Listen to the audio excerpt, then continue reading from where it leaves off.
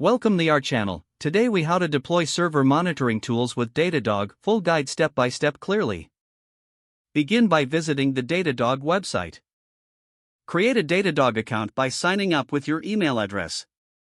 Once registered, log in to your Datadog dashboard.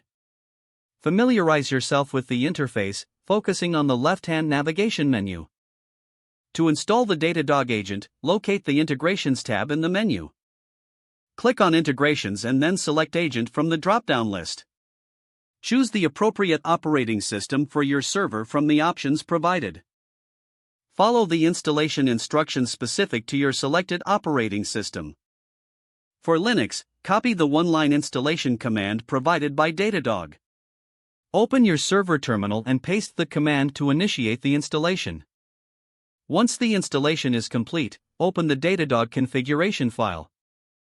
This file is typically located at /etc/datadogagent/datadog.yaml. Edit the configuration file to include your Datadog API key. You can find your API key in the Datadog dashboard under Integrations and then API. Save the configuration file after adding the API. Next, start the Datadog agent by running the appropriate command for your operating system. For Linux, this can be done with sudo system_start Datadog agent. Verify that the agent is running smoothly by checking its status. Ensure to look for any error messages that could indicate issues. Return to your Datadog dashboard to confirm data is being reported. This may take a few minutes, so be patient as data starts to populate. Once data appears, navigate to the Metrics section to view various server metrics. Explore key performance indicators like CPU usage, memory utilization, and disk I/O. To set up alerts, go to the Monitors tab in the left-hand menu.